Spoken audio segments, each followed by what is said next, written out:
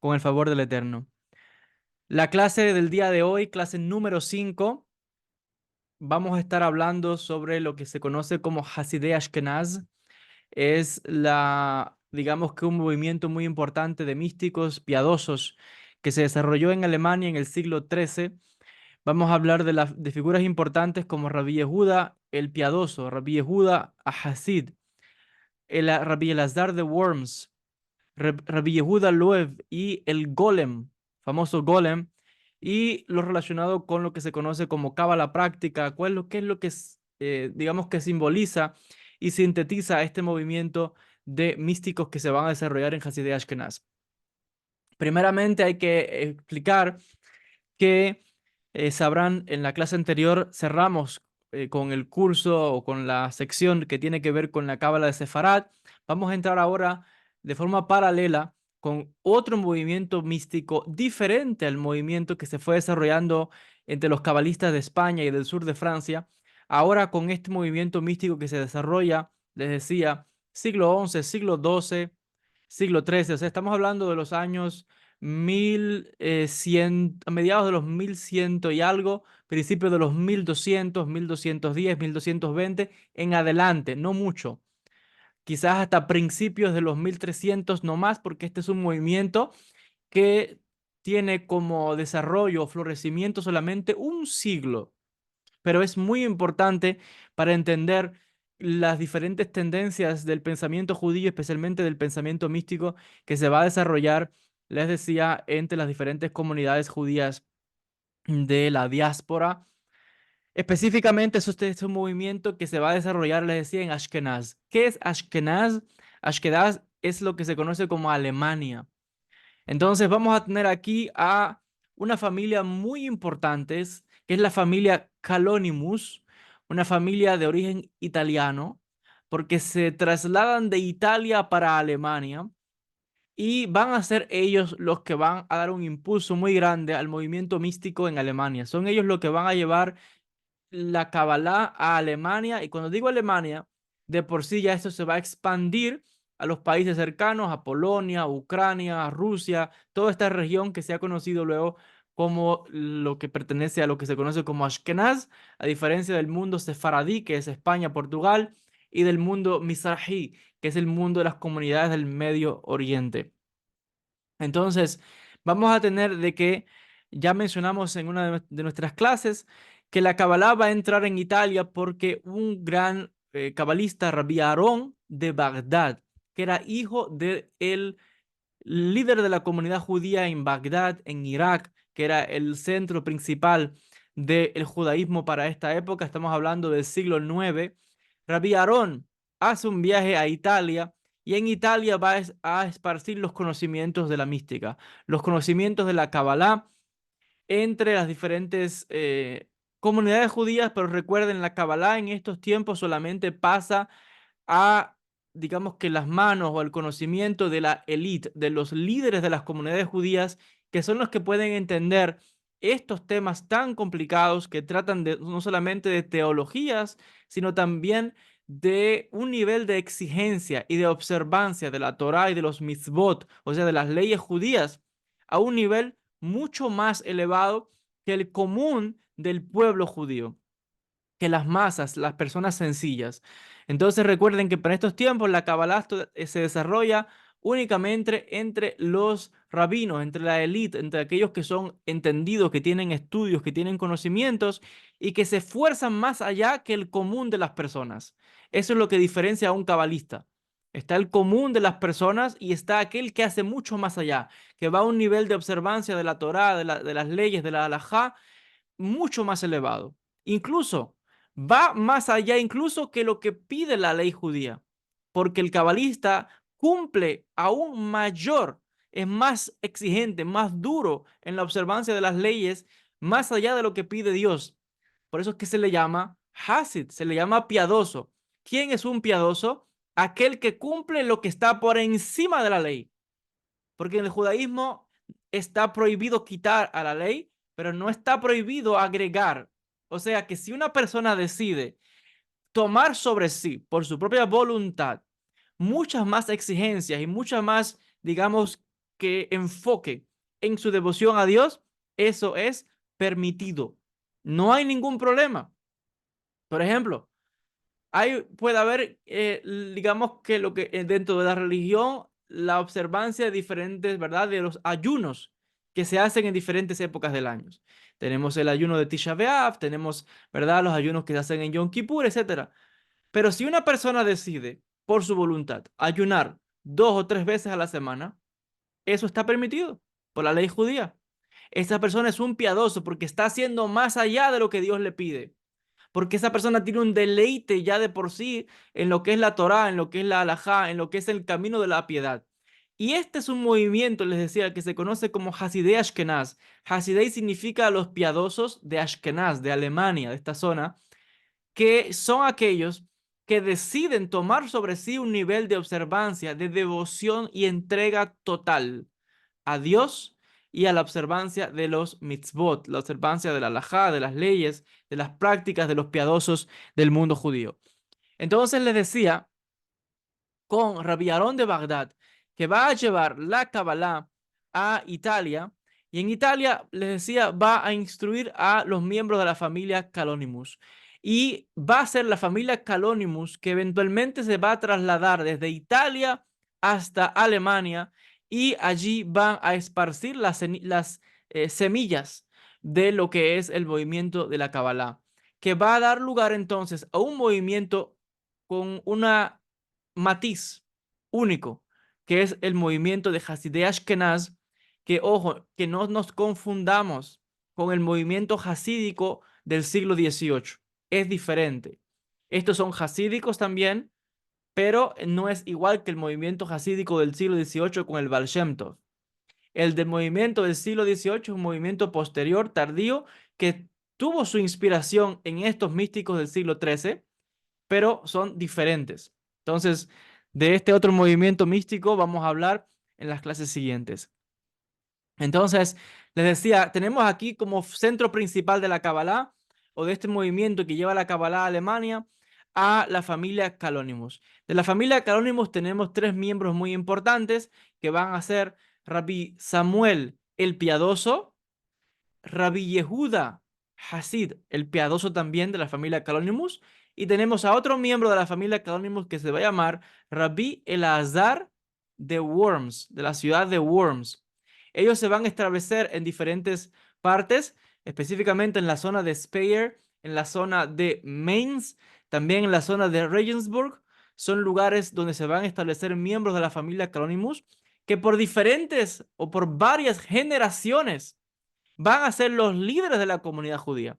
Recuerden, muy importante, los cabalistas no es un movimiento separado del judaísmo tradicional. Los cabalistas son los mismos rabinos, los líderes de la comunidad judía desde la antigüedad hasta el día de hoy, que a diferencia del pueblo, tienen un nivel de observancia mucho más elevado que las personas comunes, les decía.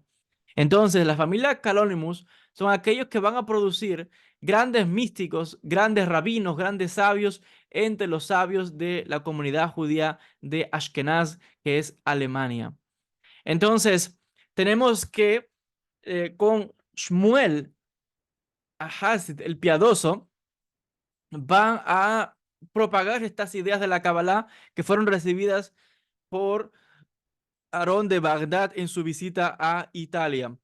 Y vamos a tener, les decía, un movimiento muy importante que se va a desarrollar alrededor de la figura del cabalista Rabbi Yehuda Hasid, el piadoso, Rabbi Yehuda el piadoso. Este es un místico muy importante que escribió una obra que se conoce o se llama Sefer Hasidim. Sefer Hasidim es el libro de los piadosos, lo podríamos traducir así. Es una obra central. Él escribió otros textos, muchos escritos, pero esta obra es muy importante porque el estudio de este texto, de este libro de la Kabbalah, es lo que va a, digamos que, darle forma al pensamiento posterior incluso a este rabino. Vamos a ver que su discípulo principal va a ser el rabino Elazar de la ciudad de Worms, que son familia, porque son de la familia Calonimus todos ellos, que van a esparcir estos conocimientos entre las diferentes comunidades judías del momento. Entonces, Rabbi Yehuda Hasid es una figura, les decía, muy, muy importante. Aquí tengo algunos libros, vamos, si nos es posible, si tenemos el tiempo, vamos a citar quizás de algunos de sus escritos para que vean directamente qué fue lo que escribió este sabio, cuál es su pensamiento, cuáles son sus ideas, compartir un poco de las enseñanzas que aparecen en esta obra Sefer Hasidim. En cuanto a Rabbi Yehuda, el piadoso, fíjense que ya de por sí el piadoso es como un título que se le da y ya nos deja ver qué tipo de persona era. Porque para que a alguien se le considere un Hasid, un piadoso, les decía, es una persona que además de judío y rabino y de cumplir con las leyes judías, va más allá. Es aquella persona que hace extra. Es una persona que toma sobre sí un nivel de vida, de devoción, de entrega total a la Torá y de devoción a Dios mayor que los demás diferentes miembros de la comunidad judía. Rabbi Yehuda Hasid nace aproximadamente en el año 1150 en la ciudad de Speyer, en Alemania, y fallece en la ciudad de Regensburg en el año 1217. Les decía, se le considera la figura más importante de este movimiento que llamamos Hasidei Ashkenaz y específicamente haciendo referencia a esta obra que se conoce como el Sefer Hasidim. Sefer Hasidim es un texto que contiene una serie de, vamos a llamarlo, indicaciones, prescripciones, modo de vida de aquellas personas que quieran vivir de forma piadosa. Esto es un aspecto muy importante. Fíjense que entre mis objetivos y mis enseñanzas está el deseo de revivir esta forma de piedad, de devoción a Dios, porque hoy día, digamos que en el judaísmo hay dos tendencias muy importantes. Está la admiración que se tiene a un jajam, a un sabio, a una persona que sabe mucho de Torá, que sabe mucho de la Kabbalah, que tiene muchos conocimientos. En el judaísmo admiramos mucho a una persona que ha estudiado y que sabe todo, pero también admiramos a aquellos que son piadosos, aquellos que viven una vida de devoción, de entrega, de sacrificio para el servicio divino. Entonces, entendemos que en el día de hoy, aunque sí hay piadosos, digamos que es algo que se ha ido perdiendo cada día y lo vemos a nivel mundial, porque nos damos cuenta de que en el mundo se observa que se está dando más valorización, digamos que a lo que es la, digamos que la admiración a los conocimientos, pero se está perdiendo a nivel mundial, se está perdiendo ese nivel de piedad, ese nivel de entrega a la divinidad que es característico de los místicos de esta época, tanto de los místicos judíos como de los místicos cristianos, islámicos, los sufíes tienen este nivel de lo que llamamos la debekut, que es la entrega y la devoción a Dios, ese nivel de la oración, largas horas de rezos, días de ayuno, de purificación, de vestirse de blanco, de entrega total a la divinidad, de sacrificios, incluso de aflicciones corporales, como es el ayuno y otra serie de castigos corporales que los místicos de esta época del siglo XIII tomaron sobre sí mismos y los voy a explicar, fíjense, en la clase del día de hoy. Esto es algo que les decía, ya no es tan practicado así. Sí quedan grupos judíos que tienen este nivel, pero se ha ido cada día más perdiendo. Hoy día, digamos que hay más un enfoque casi que contemplativo, yo diría, hacia el mundo místico. Hay como un enfoque más al estudio y hacer lo que uno pueda, pero la persona a veces eso limita a uno a de verdad demandar de uno mismo dar todo el potencial. Y yo soy del pensamiento, esta es mi opinión personal, no porque diga otra persona o otro rabino tenga otro pensamiento, pero mi opinión personal es de este tipo de devoción, de imitar el ejemplo de los sabios, de los sadikim, de los místicos de esta época de tiempos antiguos. Lo hago otra vez a nivel personal, no es algo que yo promuevo a nadie ni obligo a nadie a esto, pero es mi forma de pensar y el tipo de misticismo que me gusta a mí llevar, porque siento que estoy caminando en los pasos de los místicos reales, los místicos de tiempos antiguos. Bueno, volviendo a la figura del rabino Yehuda a Hasid, haciendo referencia a que es la figura principal de este movimiento místico que se conoce como Hasidei Ashkenaz, un movimiento de místicos judíos que se desarrolla en Alemania en el siglo XII, siglo XIII. Hay que enfatizar que él se le conoce entre los hombres eh, de los devotos. Este hombre tuvo un nivel tan elevado de su conexión con Dios que hubieron otros cabalistas que escribieron sobre él y dijeron que este hombre tuvo un nivel tal que si hubiera vivido en la época de los profetas antiguos, él tenía que ser contado entre los profetas de Israel, porque es un hombre que podía conocer el eventos futuros, que podía obrar milagros, que solamente con verte te podía hablar de tu vida, del pasado, presente, futuro. Es una persona que te decía, tenía los conocimientos del nombre de Dios, podía obrar milagros, curaciones, hechos increíbles, dominio sobre las fuerzas espirituales, sobre los demonios, conocimiento del mundo espiritual. Un hombre extremadamente piadoso, por eso es que se le llama así, Rabbi Yehuda el piadoso, Hasid.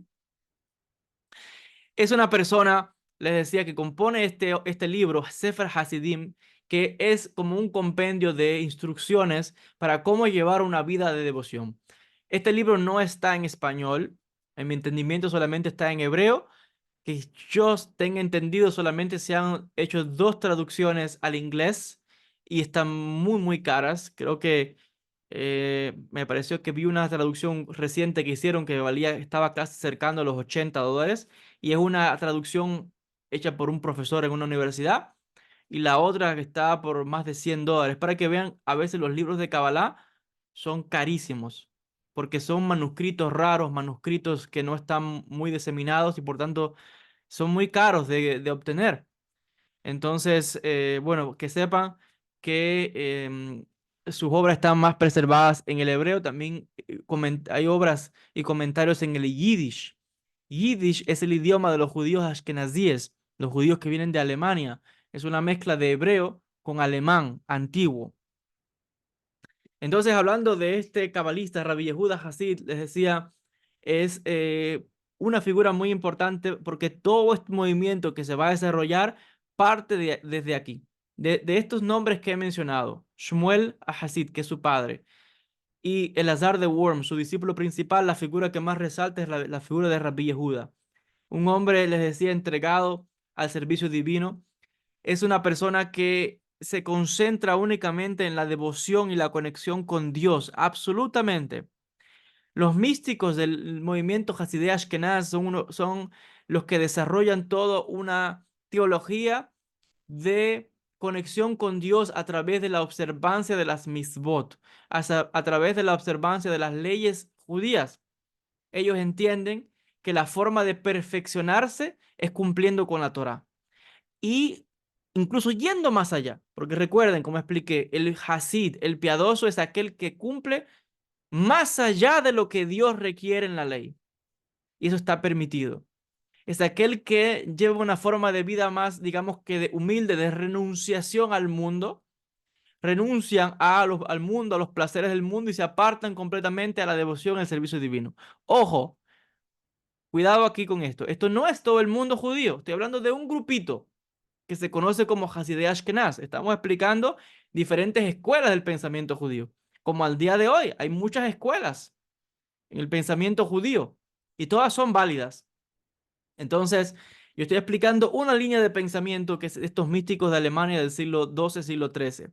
Esto es un grupo que se aparta completamente de todo lo que tiene que ver con el aspecto mundano y se apegan a la devoción al servicio a Dios, a la observancia de la Torá, la halajá, de las leyes judías, pero incluso van más allá. Quieren lograr la unión con Dios, quieren lograr lo que se conoce como la devekut, que es lo que se conoce como esa unión mística, donde la persona siente un amor tan grande por Dios en su corazón que no puede contenerlo en su pecho, que debe expresarlo, que está en un estado de éxtasis, como lo que se le llama como está absorbido completamente por la divinidad, de entrega total, de amor, consumido por el fuego del amor divino.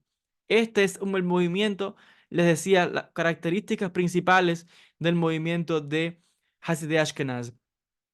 Es un movimiento de sabios que en los libros escriben y hacen, digamos que dan énfasis muy importante o tienen una inspiración muy grande en la literatura de los Eijalot, la literatura de la Merkabah, de la cual ya hemos hablado en clases anteriores. Ellos se inspiran en estos místicos judíos de los siglo I, II, III, siglo IV aproximadamente, que tienen esta serie de visiones místicas donde ven la visión del trono de Dios, donde la Neshama sube a los cielos. Entonces ellos se inspiran en este movimiento, toman ideas de ahí, pero ahora tienen, digamos que un cambio muy importante.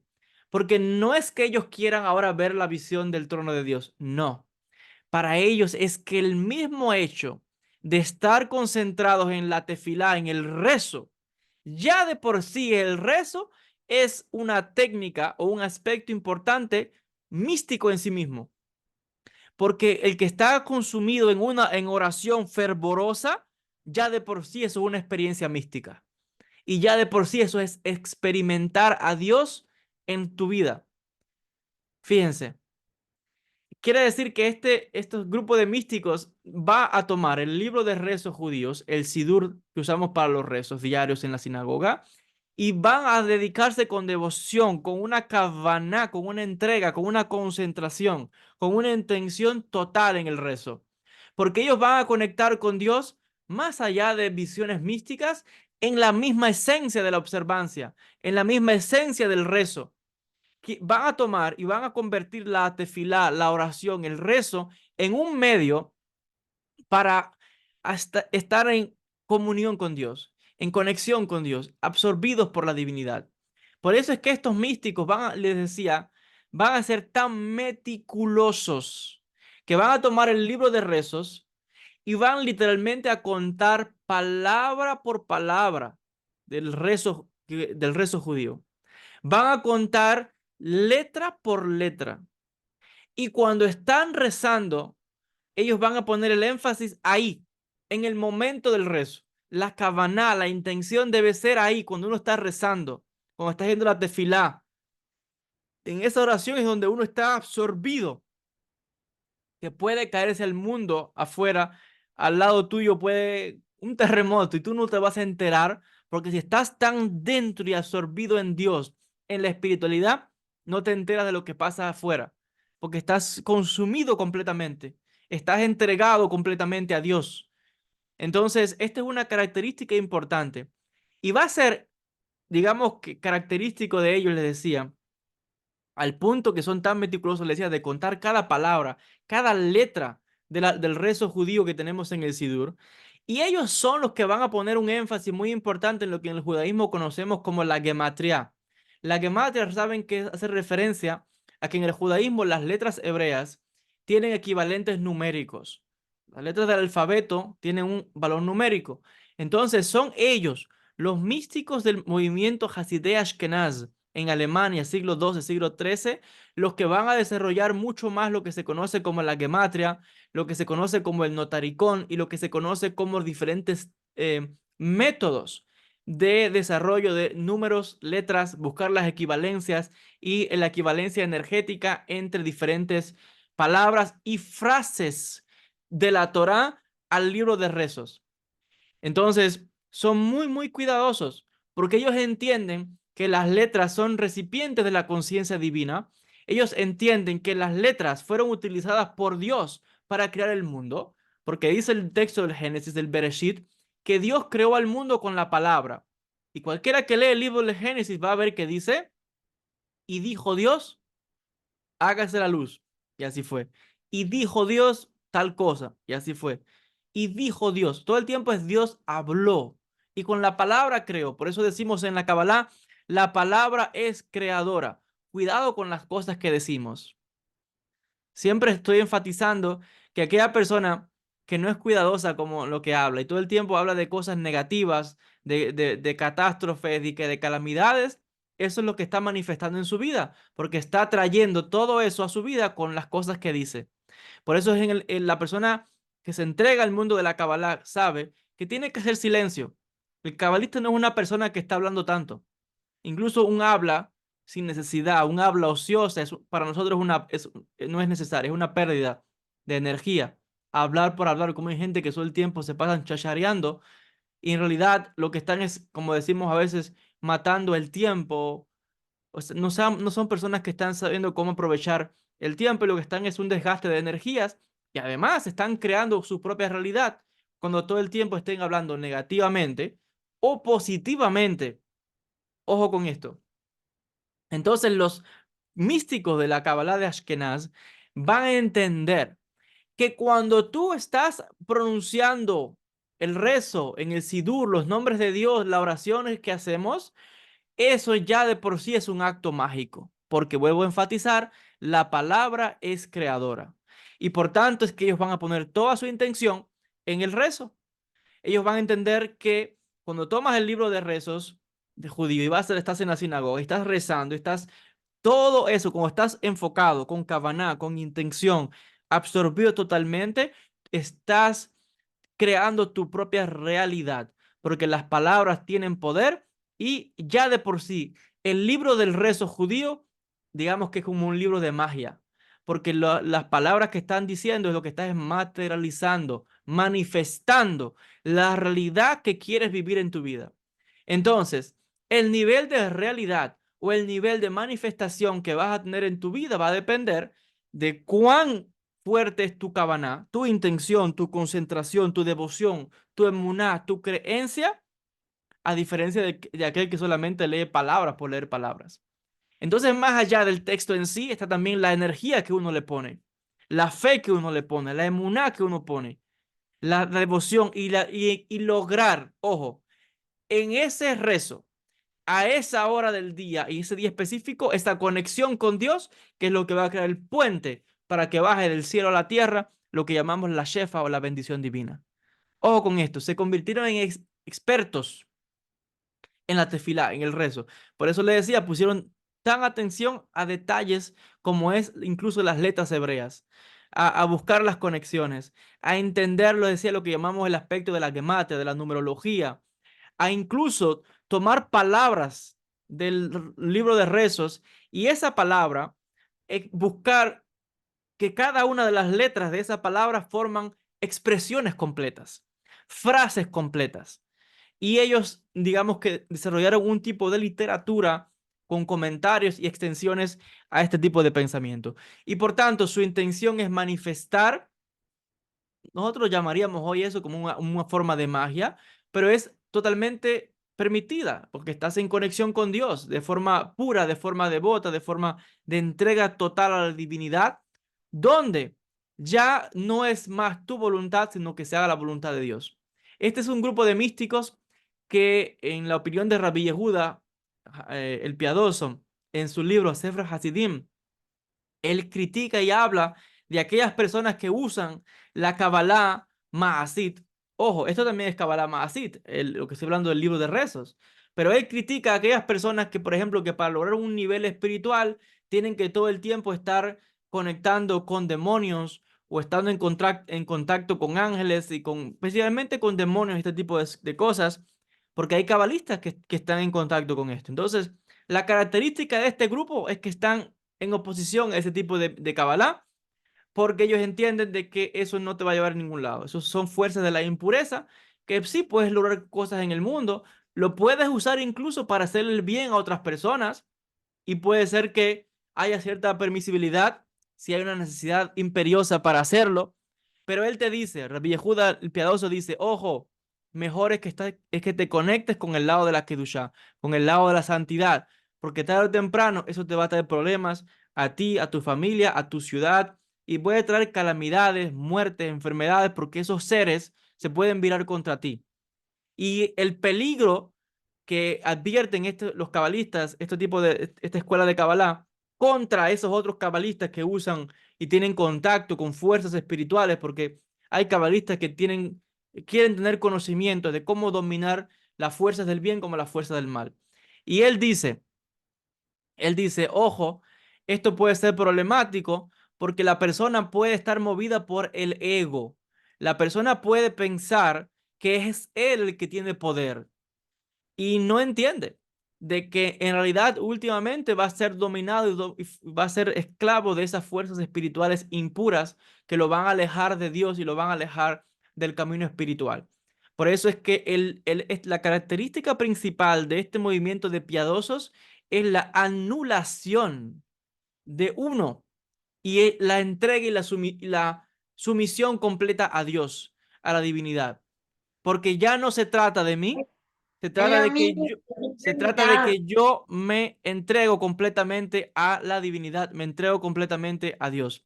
Esta es una característica importante del movimiento de los místicos de Ashkenaz.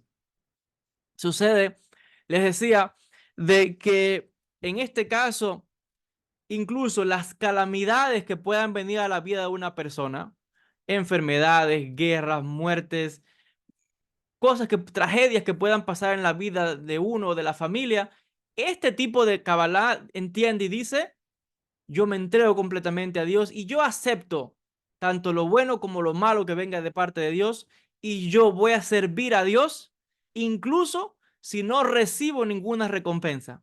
Que esto es una característica importante de los místicos de la época del Talmud, está en el Pirkei Avot, donde dice, el nivel más elevado es aquel que sirve a Dios sin esperar nada a cambio. Ojo con esto, no todo el mundo está en ese nivel. Hay diferentes niveles. Está el que sirve a Dios porque para que Dios le dé. Yo voy a servir a Dios para que Dios me dé. Si Dios me da salud, me da dinero, me da lo que yo le pido, todo contento. Amo a Dios. Pero en el momento en que no me da lo que yo necesito, ya como que ese Dios no me gusta. O Dios es malo, o Dios lo otro. Y empieza a juzgar. Eso es un nivel de persona que es devota, pero es un nivel bajo, un nivel inferior. El nivel elevado del siervo de Dios, del piadoso, es aquel, como dice, que sirve a Dios, sea que recibe recompensa o no, sea que esté esperando recibir el paraíso, el Olam Abba, el mundo futuro, la vida eterna, como usted quiera llamarle. Está aquel que sirve porque entiende que hay una fuerza superior, que somos su creación y por tanto le voy a servir porque es mi deber, porque la vida ya de por sí se la debo a él.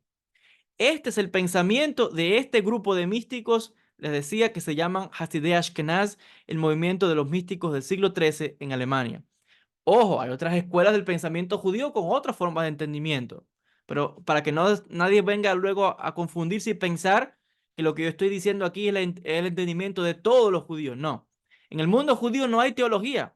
Por ejemplo, en otras religiones hay una forma de pensar y ya, no se puede decir más nada. En el judaísmo no es así. En el judaísmo hay muchas escuelas y muchos pensamientos y mucha libertad de pensar. Entonces, y todas son opiniones válidas porque todas al final tienen como objetivo llevarnos a conectar con Dios, a conectar con nosotros mismos y a conectar con el prójimo. Esto es muy importante. Pero esto que acabo de mencionar es una característica importante de este movimiento de místicos del siglo XIII que se conoce como Hasidei Ashkenaz, los piadosos de Ashkenaz. Para que tengan una idea, este grupo de místicos les decía, esta es una época, y aquí voy a entrar a hablar ahora de la figura de Rabbi Elazar de Worms. Rabbi Elazar de Worms, que fue el discípulo principal de Rabbi Yehuda el Piadoso, él nace en Mainz, Alemania, en el año 1160, fallece en la ciudad de Worms, Alemania, en el año 1238. Rabbi Elazar, discípulo devoto, entregado completamente a Rabbi Yehuda, de hecho eran parientes, porque eran de la familia Calonimus, como les decía al principio de la clase. Rabbi Elazar pasó por muchas cosas, porque esta es la época en que tienen lugar las cruzadas. Y aquel que ha estudiado un poquito la historia sabrá que estamos hablando de que los caballeros templarios, las cruzadas, estos grupos de cristianos que eran monjes, los cruzados eran monjes, que se convirtieron en guerreros para venir desde Europa a liberar la Tierra Santa, los lugares sagrados, y bueno, sabemos lo que pasó luego. Pero en su camino, desde Europa hasta llegar aquí a Israel, a Jerusalén, pasaron por diferentes comunidades judías y las masacraron. Y las comunidades judías de Alemania en la historia ha quedado como un hecho horrible, de los hechos más sangrientos y más terribles, abominables que se han cometido contra la comunidad judía por este grupo de eh, monjes, grupos de cristianos, templarios, que eran los que venían a Tierra Santa, pasan por las comunidades judías, saqueando, matando, masacrando, ¿Por qué? Porque ellos pensaron que para sufragar sus gastos irían a las comunidades judías, les demandarían que les diesen dinero en oro para ellos financiar sus cruzadas y venir aquí a Tierra Santa. Cuando las comunidades judías se negaron, ellos fueron y a la fuerza masacraron y dieron muerte a muchos judíos. Esto ha pasado a la historia, como les decía, uno de los hechos más lamentables en la historia del pueblo judío, las masacres que cometieron los caballeros de la cruzada, de los caballeros templarios en la época de las cruzadas contra las comunidades judías, específicamente de la zona de Mainz en Alemania. Puede buscar usted información, hay muchos documentales al respecto. Y Rabí Elazar de Worms fue uno de estos cabalistas que sufrió de mano de estas comunidades y de la fuerza que tenía la iglesia, las comunidades cristianas de ese momento y de los cruzados de camino a Tierra Santa. De hecho, sabemos que él pierde su esposa y sus dos hijas cuando en una ocasión, estando él en sus estudios, llegan estos caballeros templarios, los cruzados, y delante de sus ojos matan a su mujer, matan a sus hijas, y realmente fue terrible lo que aconteció. Esto es algo que lo marcó mucho, ese dolor, para que vean con esto que no hay nadie, siempre lo digo, no hay nadie que esté exento de pasar por este mundo, enfermedades, muertas, desgracias y sufrimientos. Podrás ser el santo más grande.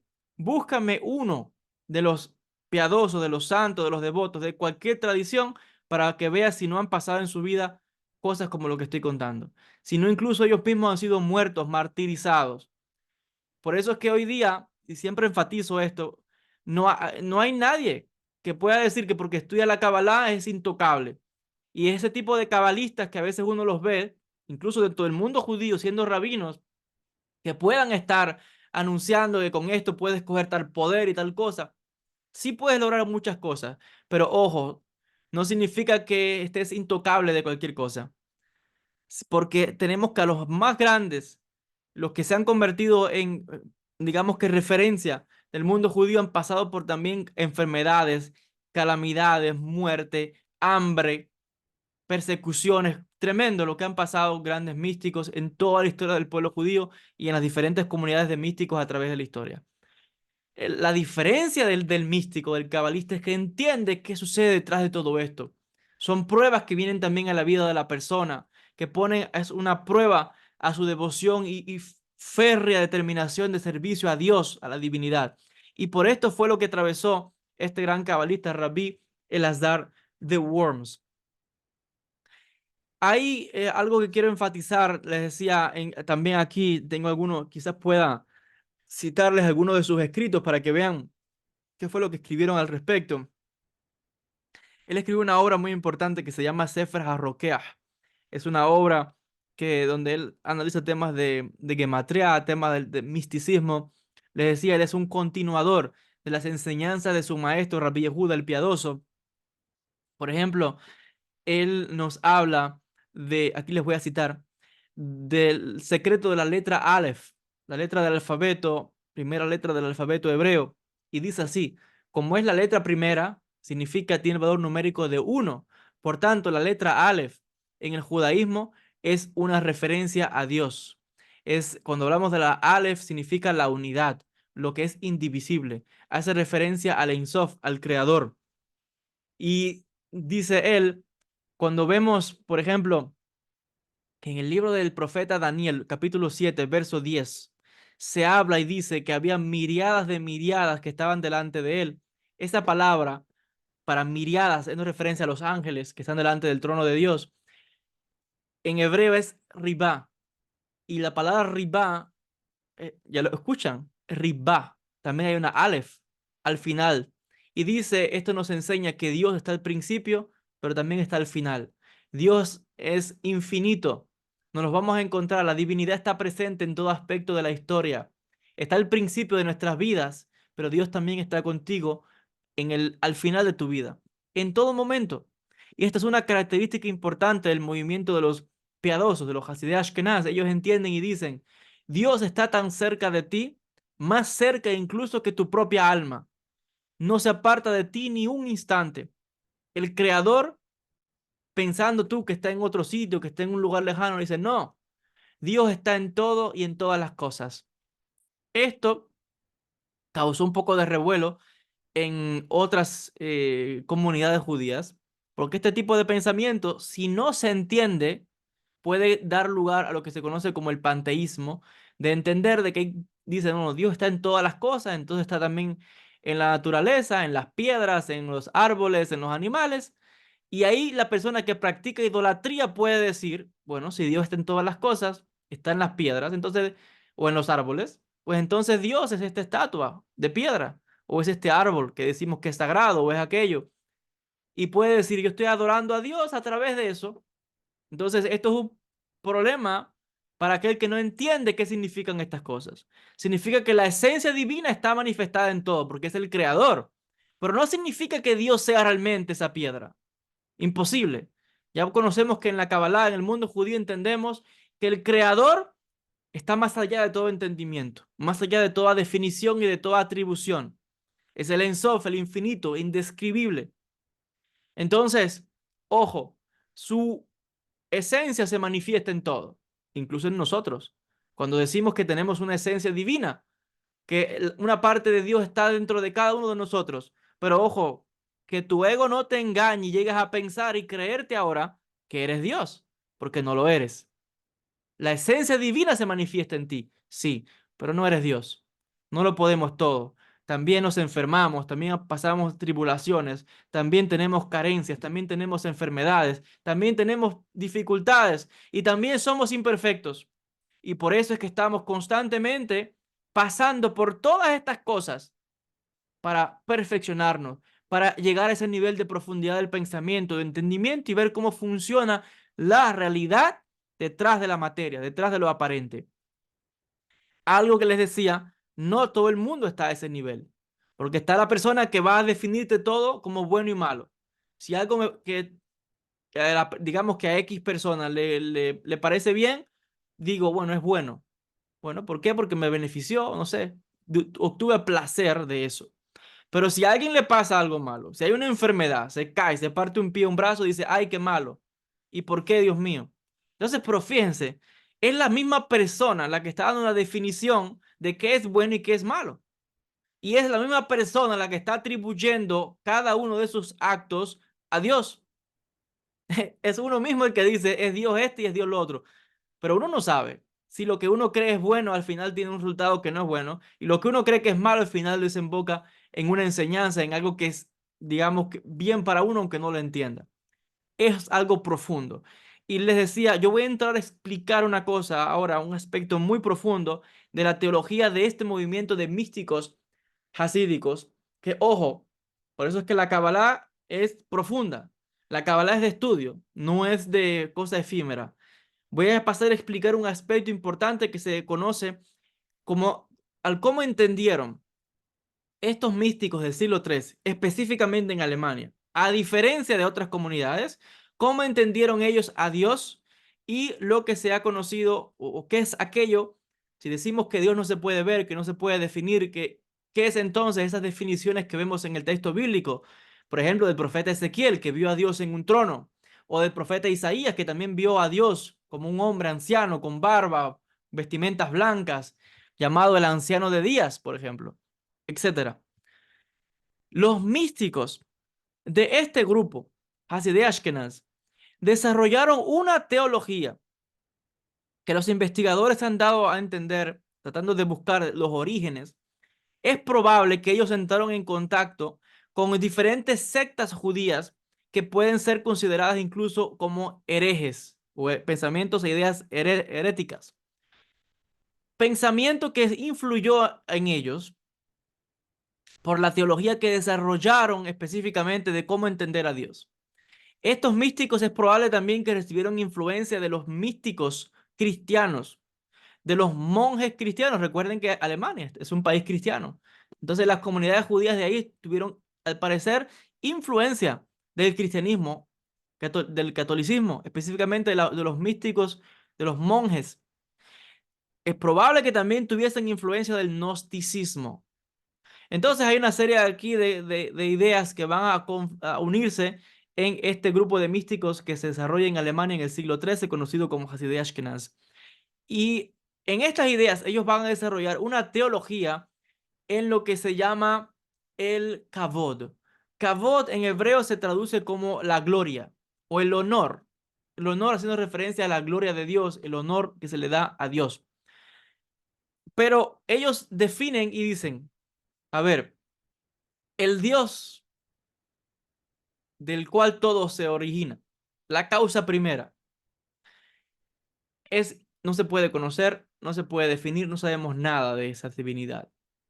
Pero esa divinidad que le llamamos el Ein Sof dio una emanación que es lo que se llama la luz del Ein Sof, Or Ein Sof. Digamos que una primera emanación.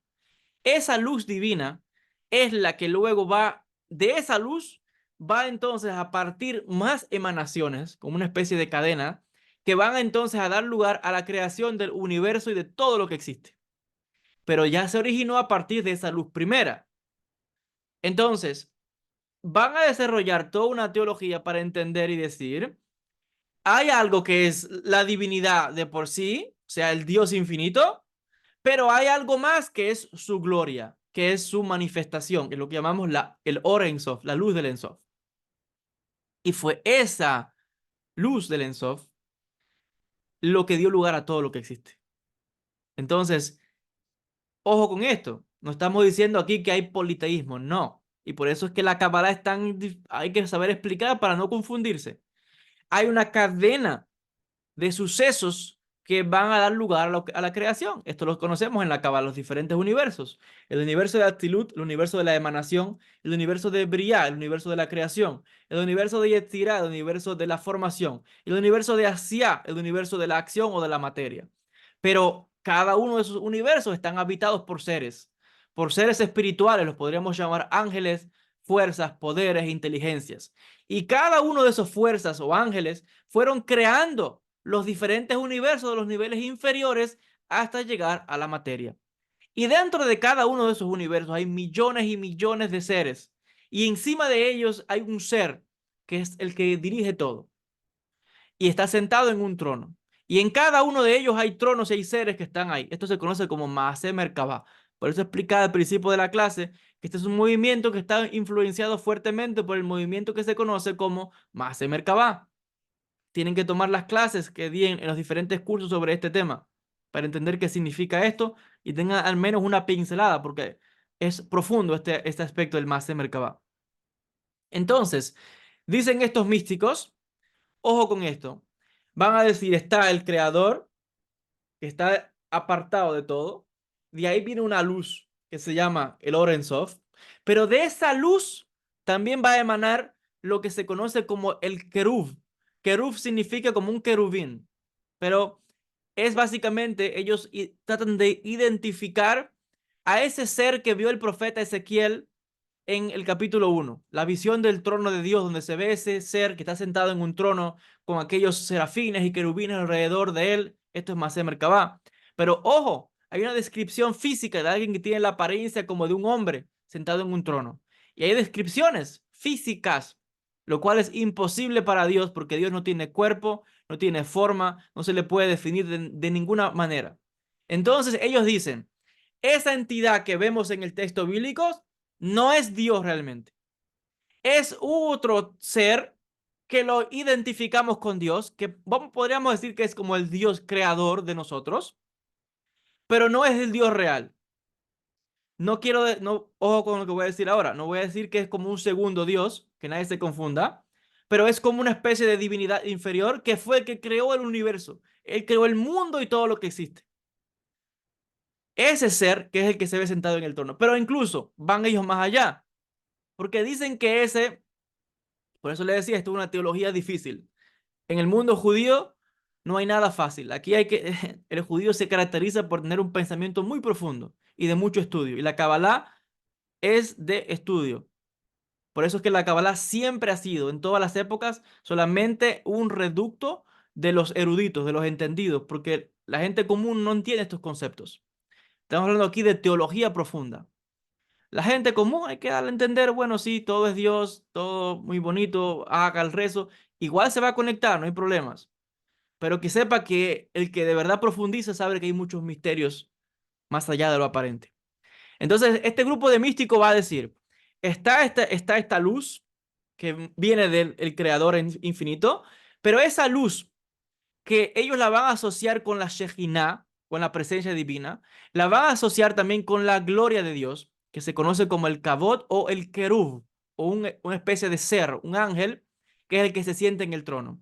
Pero incluso ese ser que ya está manifestado con una forma física, que lo vemos en la Merkabá, ese ser que lo vemos, ¿verdad? En las descripciones que se da por el profeta Ezequiel, antes de que se manifieste esa forma física y tangible, hay algo que se conoce como Orpenimi y una luz, perdón, una luz interior, Orpenimi, y una luz exterior, que tiene que ver con Hetsioniut, es la parte exterior. Entonces, para estos místicos dicen, hay una parte interior que se conecta con la divinidad y hay una manifestación exterior de esa manifestación. Entonces, lo que vemos afuera, que ya toma una forma que se puede definir, como lo que está en el libro de Ezequiel, es en realidad un segundo resultado de otro ser interior que no se puede definir, que es interior, que no tiene forma, que es lo que se llama Orpenimi. Y que a la vez eso es un resultado de lo que se conoce como el Or Ein Sof, que a la vez eso es un resultado del Ein Sof. Miren la complejidad del pensamiento de estos sabios. Les decía, yo estoy aquí tomando pinceladas. Si yo me pongo a profundizar en cada uno de estos aspectos, serían varias clases para entender el pensamiento de estos hombres.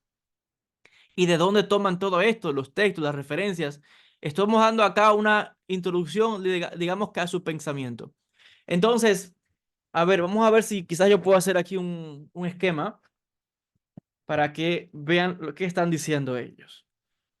Tenemos lo que se conoce como el Ein Sof, ¿verdad? El infinito.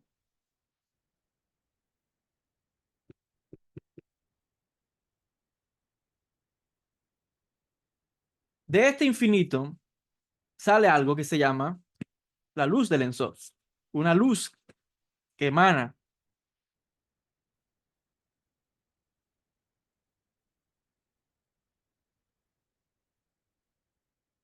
De esta luz puede salir algo que llamamos la luz interior y una luz exterior.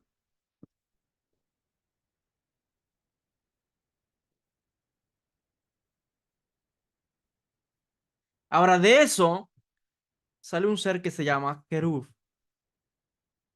Kerub significa es como un ángel, un tipo de creación. Que a la vez ese Kerub también se le llama Kavod, que también se le puede llamar la Shejinah,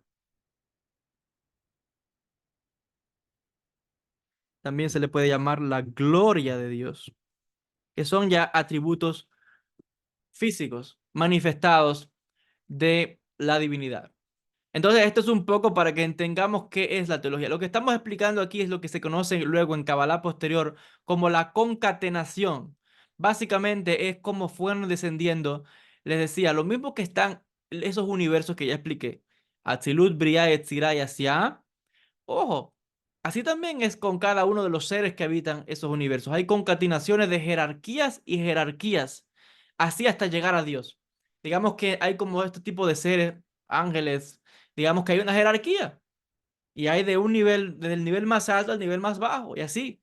Entonces, como una cadena de jefes y jefes y jefes hasta llegar a la divinidad, a Dios.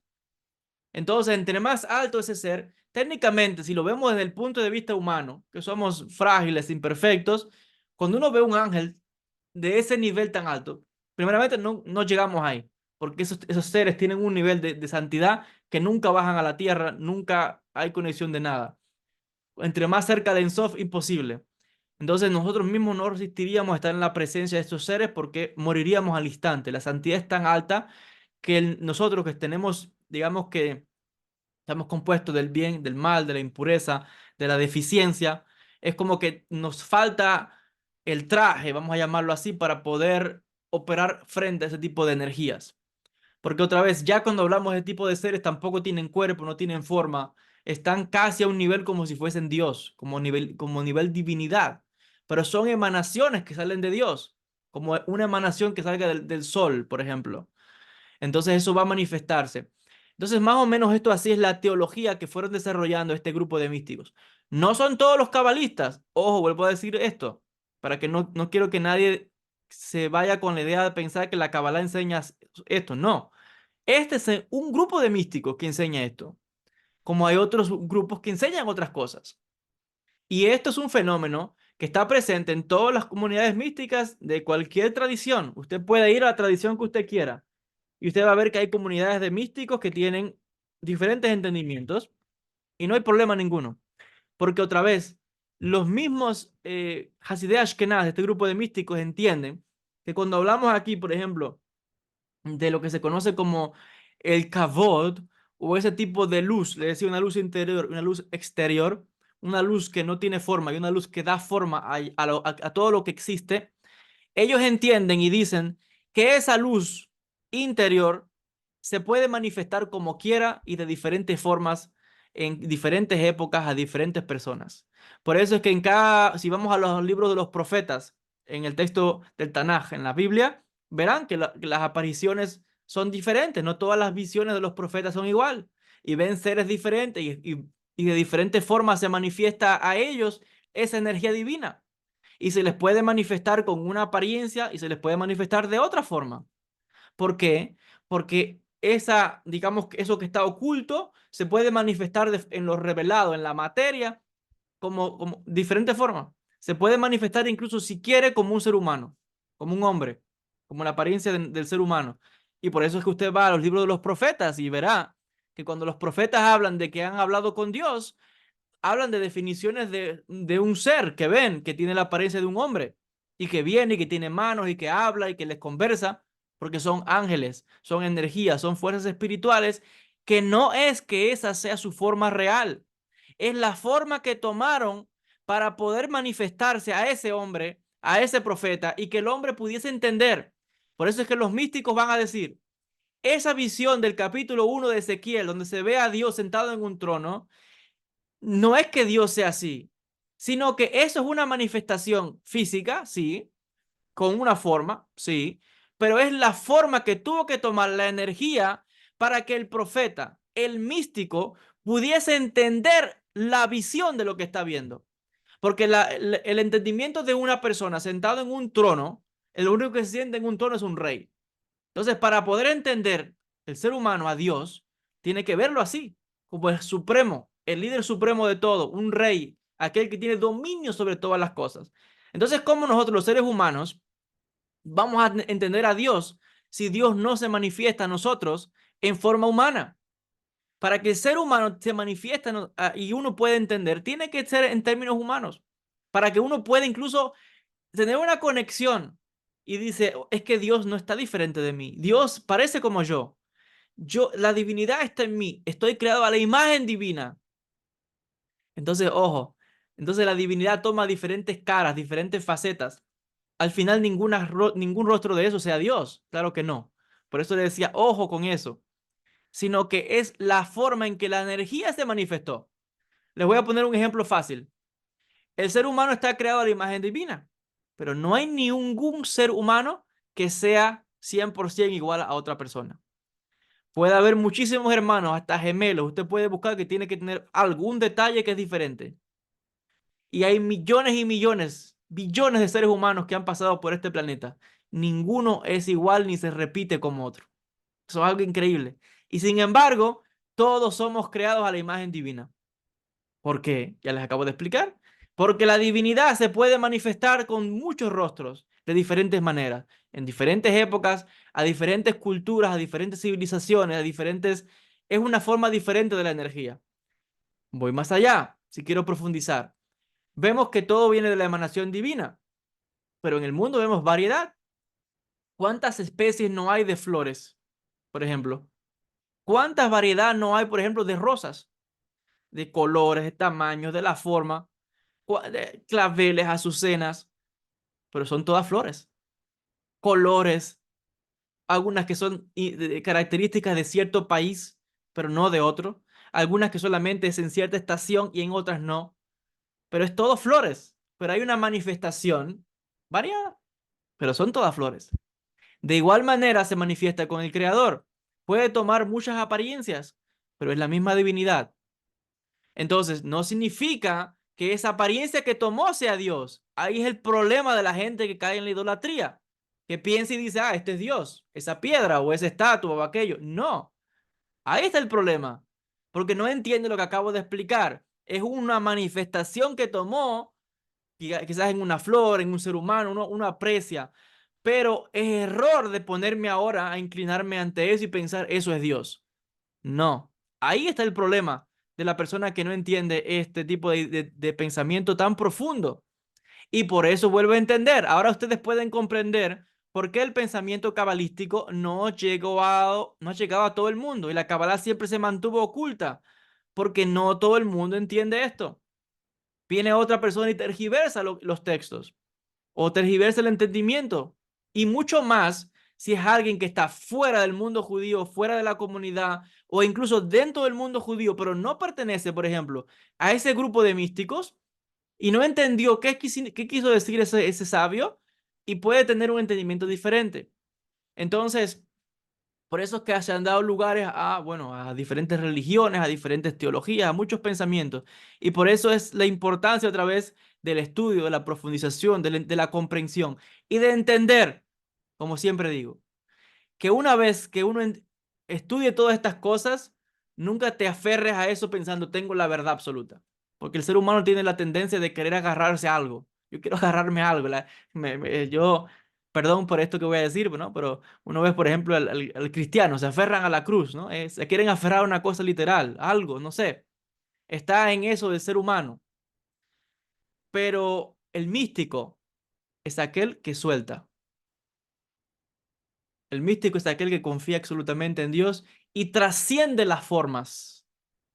El místico va más allá de la materia y está en contacto con las energías que no tienen forma, porque el místico ahora se ha fusionado también con esa energía cósmica, con esa luz infinita. El místico no necesita tener delante de mí una estatua o una forma o algo que yo diga, ah, esto es Dios para agarrarme a algo. El místico confía en las fuerzas, en las energías que vienen del cielo. El místico confía en esa divinidad que mora en uno. El místico confía en que hay un plan divino detrás de todo lo que nos sucede en la vida nuestra. El místico es aquel que aún conociendo esto se entrega completamente al servicio divino y entiende que esta vida es como un espejismo, es como un sueño, es como, digamos, como una realidad simulada para lograr algo. El místico va más allá y sabe que todo lo que se manifiesta en este mundo es como una herramienta, como un trampolín para lograr algo mayor. Entonces, todo lo que sea material tiene simplemente un objetivo de llevarnos a una comprensión mayor, a un acercamiento mayor. El místico va más allá de decir, de aferrarme, por ejemplo, a un libro y pensar que ahora tengo que idolatrar el libro. No, el místico va a estudiar el libro y va a tomar la esencia de aquí, va a respetarlo como sagrado, pero ahora va a llegar el punto en que el místico es así y suelta el libro porque la energía que está ahí ya es parte de él. Ya él ha utilizado esto como herramienta para conectarse con Dios. Esa es la gran diferencia. El místico confía absolutamente en Dios y no confía ni en ser humano, ni que venga X rabino o X cabalista o que me dé un amuleto o que me dé lo otro. Esas cosas trabajan. Si trabajan, yo no digo que no. Ojo, están ahí. Pero el que está en un nivel mucho más elevado trasciende todo este tipo de cosas que están más, digamos, que a la gente raza, la gente del pueblo, la gente sencilla, que no tiene este entendimiento, la gente simple, ¿eh? Que está en otro nivel, cada cual en su nivel de desarrollo espiritual, muy bien. Pero el que está ya a un grado elevado entiende que la confianza absoluta es en Dios y utiliza, sí, estas herramientas, pero para acercarme más a Dios.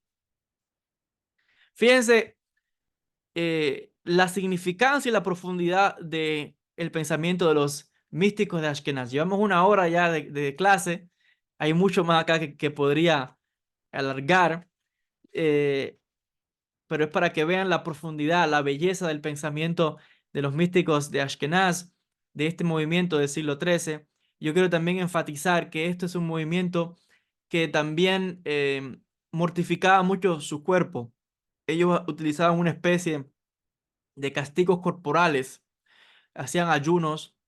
Tenemos historias de estos piadosos que se sentaban por una hora en la nieve o en el hielo. Hay historias de muchos de ellos. Hay una historia de un místico que metía los pies en agua en el invierno y se congelaba el agua con los pies ahí y le preguntaban, pero ¿por qué haces esto? Y él decía, nosotros entendemos de que, porque otra vez, esto no es todos los judíos, ni es todos los místicos, este es un grupo específico. Y él y algunos de sus discípulos preguntaban, pero ¿esto es apropiado? ¿Acaso Dios aprueba esto? Y después de la muerte de su maestro, él tuvo un sueño y en el sueño estuvo una revelación donde él vio a su maestro que había alcanzado un nivel muy, muy alto en el mundo espiritual. Y entendió, por lo que su maestro había explicado, que decía, los sabios, los líderes del pueblo judío, decimos que son aquellos que llevan la responsabilidad grande. Aquellos piadosos son los que toman sobre sí sus propios hombros. Yo me hago responsable de mis propios desequilibrios. Yo me hago responsable de mis propios pecados, como digo. No voy a esperar que venga otro a redimirme de nada, ni a salvarme de nada, ni que el rabino ni el otro. No, lo que yo me equivoqué, yo lo voy a rectificar. Y ellos entendían que castigando su cuerpo era una forma de pagar en esta vida por, digamos que, los pecados o desequilibrios que hubiesen tenido. Incluso sabiendo que quizás, estando a un nivel tan grande de piedad, no podrían tener un pecado, digamos, o un desequilibrio como la persona común, porque estos son gente que están en un grado tal que no son como los seres humanos normales. Entonces, pero aún así, ellos decían, si he cometido algún error, incluso en el pensamiento, prefiero pagarlo aquí que pagarlo en la otra vida, porque ellos entendían que había un castigo, había un rendir de cuentas delante de Dios cuando uno muere, que es un pensamiento también importante o hasta el día de hoy en el mundo judío, que cuando uno muere va a presentarse delante de Dios y la persona va a rendir cuenta de lo que hizo en esta vida, sea por lo bueno o por lo malo. Entonces él decía, si yo me equivoqué, prefiero yo mortificarme en esta vida para que sirva como expiación y recibir de esa forma el perdón divino. Estos son, otra vez, yo quiero también enfatizar que en el entendimiento de ellos mismos, ellos decían, esto no es para todo el mundo, esto no es para todos los judíos. Y dicen claramente, no todo el mundo tiene que ser cabalista. No todo el mundo ha nacido para ser cabalista ni para ser de los piadosos. Esto es un nivel de persona que trasciende más allá de lo normal.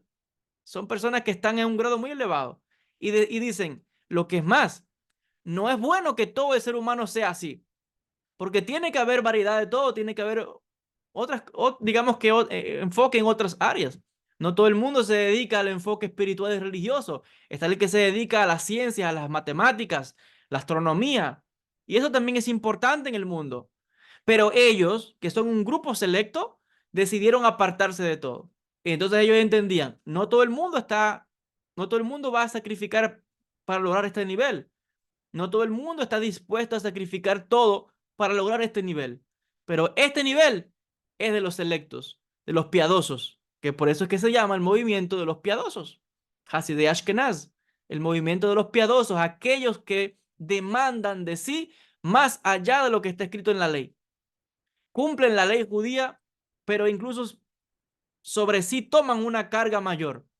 Esto es un grupo único de selectos y que es una característica, ojo, no solamente de los judíos, también los vamos a tener entre los monjes cristianos, los tenemos entre los sufíes.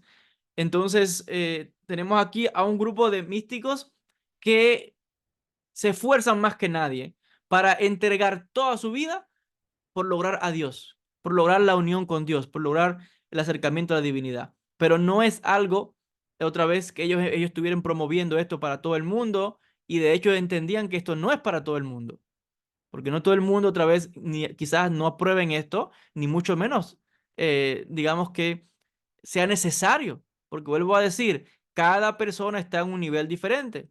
Y en cada una de nuestras encarnaciones no necesitamos todas las cosas. Cada cual recibe lo que necesita en el momento que necesita en la vida que está viviendo. En otras vidas, en otras encarnaciones habrá otras cosas, pero no todo el mundo está al mismo nivel. Ojo, lo que sí sabemos es que estudiando esta forma de vida y viendo el modelo de estos hombres que están a un nivel de santidad, uno puede entonces, en el nivel de uno, imitarlos a ellos. Quizás no soy tan extremo así, porque es un nivel de los santos, de los elevados, pero yo voy a, digamos que, no sé, ser más cuidadoso con los ojos que estoy mirando, controlar mi lengua, no estar en el chisme, por ejemplo, o yo voy a tener cuidado y quizás sí puedo hacer ayunos, ¿no? Quizás no haga ayunos todos los días, pero al menos, no sé, una vez a la semana o una vez al mes. O la persona que es judía hace los ayunos que corresponden por la religión en cada una de el momento que toca en el año. Entonces vemos, ellos son el modelo, los que llevan una delantera en todo. Pero hay una imitación, son los que están abriendo, como dicen, los que abren caminos siempre son los que tienen que sacrificar más. El maestro siempre tiene que estudiar mucho más que el discípulo para luego tomar esos conocimientos y bajarlo al nivel del discípulo.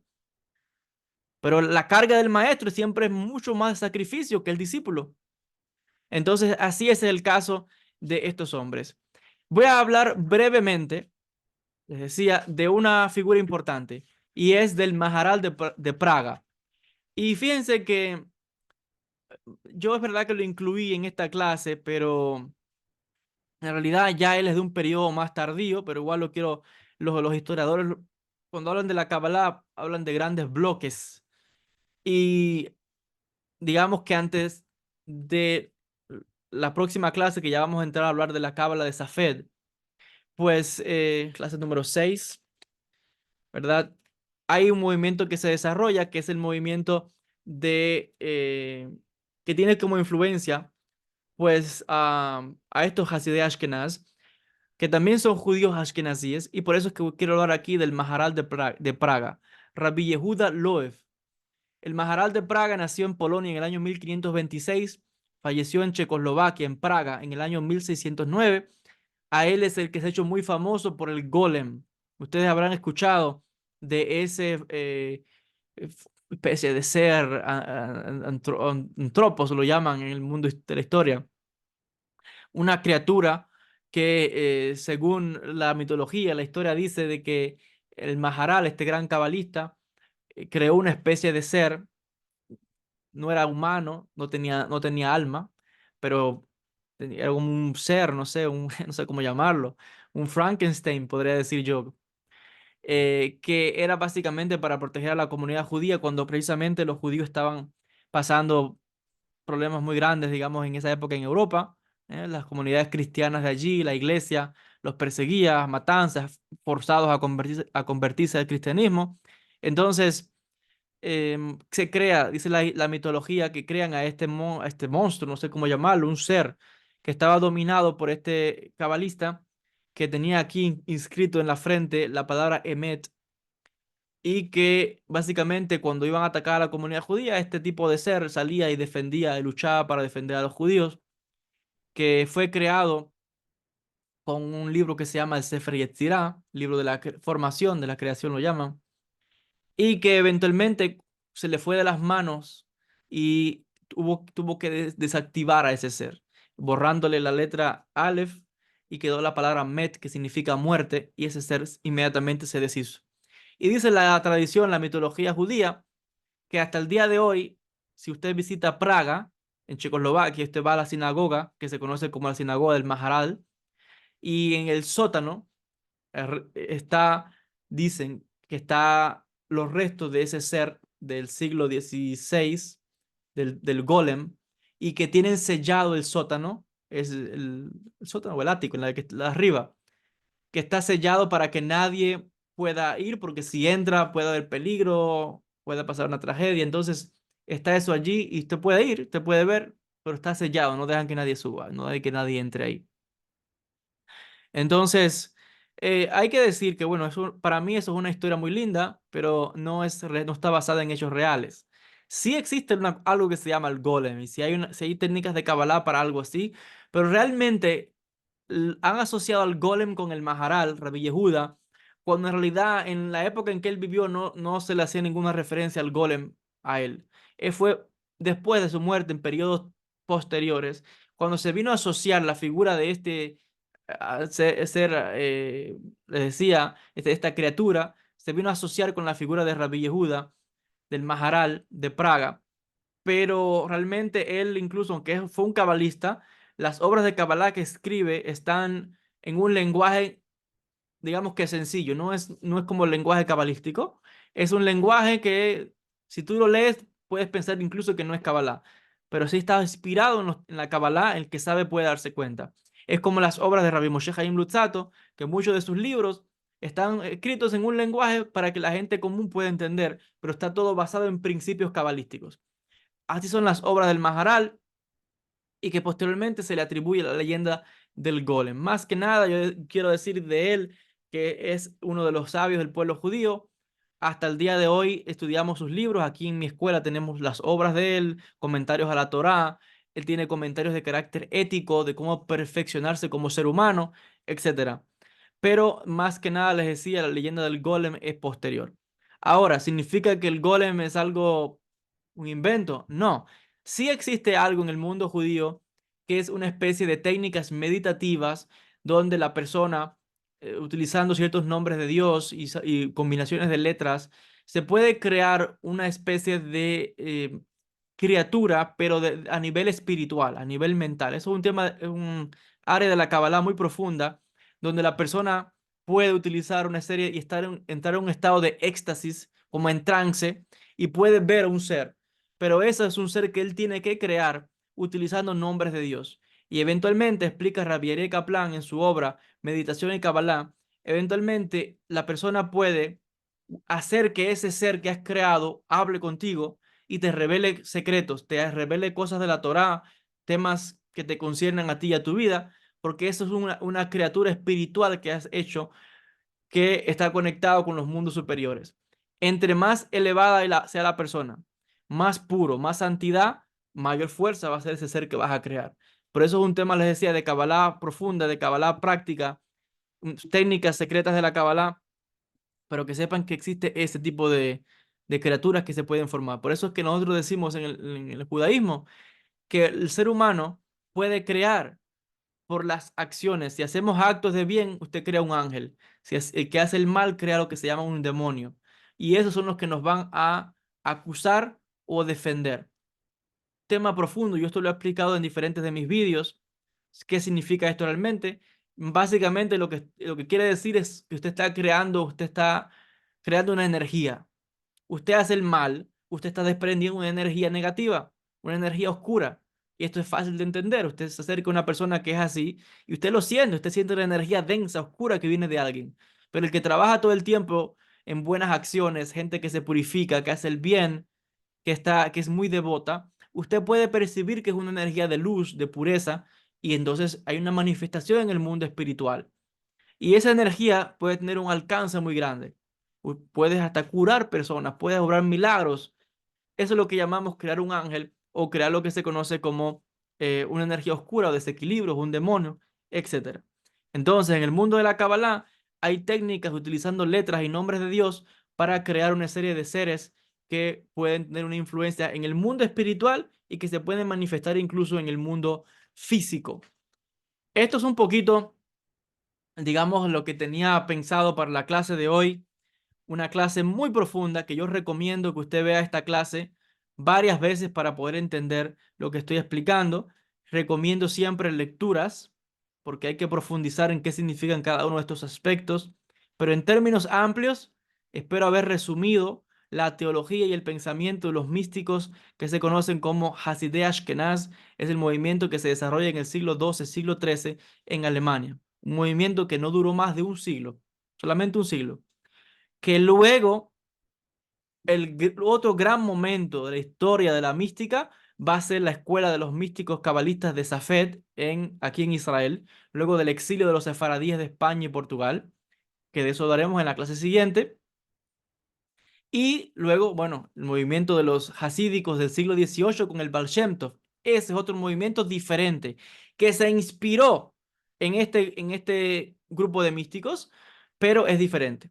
Solo quiero, para que tengan una idea de- cerrando ya, de este movimiento de los místicos o de los piadosos de Ashkenaz del siglo XIII, que vean que estos son hombres que básicamente aceptan la voluntad de Dios. Si alguien, hay una historia de un rabino que decía, si alguien viene y le ofende y le dice horrores, el hombre no te va a responder. Él se queda callado, él acepta todo lo que le digan, porque él entiende que él ha renunciado incluso al ego. Él no, él ni los elogios le van a hacer creerse algo, ni si lo ofendes tampoco se va a molestar, porque ha trascendido la dualidad. Este es un grupo de místicos, les decía que cuando pasaban estas tragedias, ellos decían, esto no me va a detener a mí, yo sirvo a Dios, sí o sí. Para que vean el nivel de piedad de estos hombres, y voy a acabar con esta historia, hubo uno de estos místicos piadosos. Fíjense que estos piadosos no se les... están los, digamos que las figuras principales, grandes rabinos, grandes conocedores, pero entre los discípulos no todos eran grandes eruditos. Pero más que nada se enfatizaba, como decía, la devoción a la ley judía, al rezo, etcétera. Y usted podía ser la persona más simple, sin muchos conocimientos, pero es devota a la religión, a la piedad, esa persona se considera un piadoso. Entonces hay una historia de uno de estos piadosos judíos en Alemania, en esta época. Se dice que no era de muchos estudios, una persona simple, pero devoto, conectado a su judaísmo, a su religión, a su tradición. Y hubo una ocasión en que había un manuscrito que él no se dio cuenta y parece que él lo estaba lavando, ese manuscrito. Y estaba escrito con letras hebreas y estaba el nombre de Dios escrito ahí. Y él, no sé si era algún pergamino de la Torá, algo. Estaba escrito el nombre de Dios ahí y él fue a lavar el manuscrito. Recuerden que antes se escribía en cuero de animal para hacer los rollos y usted podía borrar eso y poder escribir nuevamente un libro nuevo. Se podía borrar la tinta o raspar también. Bueno, el resumen es que él quizás no sabía ni leer, para que vean, pero era un piadoso y él borra esa tinta y después se entera de que ahí estaba escrito el nombre de Dios, lo cual para nosotros es sagrado y no podemos borrarlo. Y él cuando se entera de eso, se aflige mucho y dice, se autocastiga y dice, es algo muy grande lo que ha acontecido, aunque él no sabía, pero su nivel de piedad era tal que él decidió autocastigarse por lo que había hecho. Y el castigo que él se impuso fue que él se puso a la entrada de la sinagoga para que todo el que saliese y entrase de la sinagoga le caminase por encima de él, lo pisotease. Porque él entendía que los judíos que entraran y salieran de la sinagoga y le pisaran, para él ya de por sí era como la gloria más grande, que tuviese digamos que esa forma de expiar. Vuelvo a enfatizar, esto no es para todo el mundo, esto no es lo que predica el judaísmo, esto es un grupo de místicos. Hay muchos grupos, este es uno. Pero ellos entendían que ese tipo de ayunos, de castigos corporales y cosas así, eran formas de acercarse más a Dios, formas de doblegar el ego, de no creerse nada, porque siempre uno tiene que ser humilde y entender que por encima de todo está Dios. Cuando uno se molesta por las cosas que le pasan en la vida, un problema, una enfermedad, una tragedia, esa molestia, lo que es el ego, porque uno dice, pero ¿por qué yo? ¿Por qué yo? ¿Por qué a mí? Y lo que el místico jasídico va a decir es, sí, ¿por qué a ti no? Es que tú sí también, porque ¿quién eres tú para creer que no, que eres inmune a estas cosas? ¿Quién eres tú para pensar que estás libre de estas cosas? Entonces, fíjense el pensamiento de estos hombres. Lo que quiero que queden con ustedes es que entiendan cómo pensaron ellos, cuál es su teología y cuál fue alguna de sus obras, figuras principales de este movimiento. Les decía que solamente floreció por 100 años, un siglo, no más, luego desapareció. Pero que sus libros nos quedan hasta hoy y los seguimos estudiando. Y hay gente que sigue leyendo y hace cosas como esta y cosas así, y que inspiró luego al movimiento jasídico del siglo XVIII. Pero como tal, es un movimiento que desapareció, como otros tantos movimientos místicos del judaísmo que han desaparecido, pero que tenemos sus libros y que de ahí también extraemos muchas enseñanzas, mucha valía a la hora de entender las diferentes tendencias del movimiento místico judío y cómo se fue desarrollando en diferentes épocas. Muchísimas gracias a todos. No sé si alguien tiene alguna pregunta final para cerrar la clase. Les decía, esta es una clase que hemos dado eh, porque, como anuncié, tiene que ir al principio, tiene que ver la clase. Les decía, estaba esta clase supuestamente para el sábado, pero debido a un viaje importante que se me ha presentado, tengo que salir para Grecia mañana mismo, entonces no podría dar la clase el sábado, entonces por eso es que he decidido presentarla el día de hoy. La clase igual va a quedar grabada para los demás estudiantes. ¿Alguna pregunta final para las personas que se han conectado?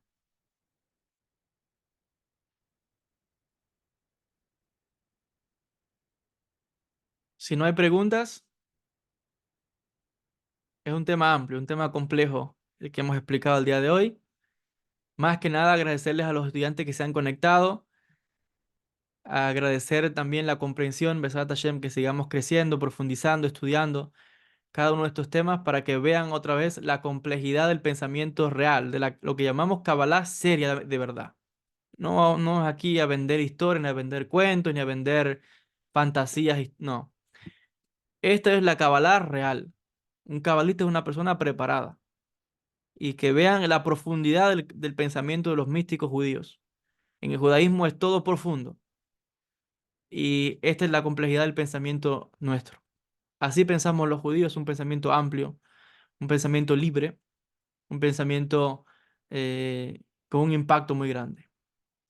Agradecerles a todos por la atención, muchísima luz a todos, bendiciones y con el favor del Eterno nos veremos otra vez, recuerden, no el sábado, sino el siguiente, con el favor del Eterno. Ya la clase la tenemos acá para esta semana con la bendición del Eterno. Muchas gracias a todos, mucha luz, muchas bendiciones desde la Ciudad Santa. Shalom a todos.